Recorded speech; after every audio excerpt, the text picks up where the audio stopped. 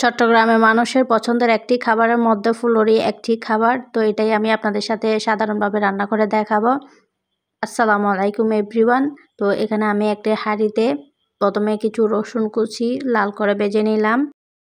তারপর কিছু পেঁয়াজ দিয়ে দিলাম, পেঁয়াজ ভেজে তারপরে স্বাদ মতো লবণ দিলাম, লবণ দেওয়ার পরে কিছু চিংড়ি মাছ দিয়ে দিলাম, তারপর কিছু টমেটো দিয়ে দিলাম। তারপর এগুলো নেড়ে চেড়ে এবার হলুদ দিচ্ছি, তারপর 2 চা চামচ মতো মরিচের গুঁড়া দিব, দিয়ে একটু পানি দিয়ে নেড়ে চেড়ে দিব।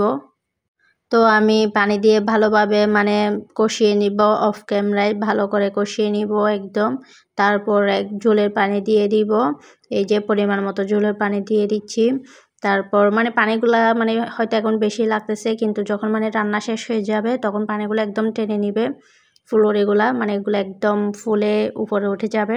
তো ওইটাই আর কি। তো এই তো আমার পানি ফুটিয়ে উঠছে। তো এবার ফুলুরিগুলা দিয়ে দিব। অবশ্যই ফুলুরিগুলো একটু ধুয়ে নিছি আর কি, কারণ বাহিরের তো ওই কারণে একটু ভালোভাবে ধুয়ে নিছি। তো আমি দেখে দিব, এই যে আমার রান্না হয়ে গেছে। এই যে দেখে এখন দেখে হয়তো অনেক পানি লাগতেছে, কিন্তু যখন ঠান্ডা হবে তখন পানিগুলো একদম টেনে নেবে, ফুলুরিগুলো একদম বড় বড় হয়ে যাবে।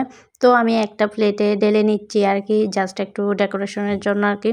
তো আমার ভিডিওটা আপনাদের কেমন লাগছে অবশ্যই কমেন্ট করে জানাবেন এবং লাইক করে দিবেন, এবং আমার এই ছোট্ট ভিডিওটি আপনাদের কাছে কেমন লাগছে অবশ্যই কমেন্ট করে জানাবেন, আর যদি ভালো লাগে শেয়ার করে দিবেন। আজকে এই পর্যন্তই। আল্লাহ হাফেজ।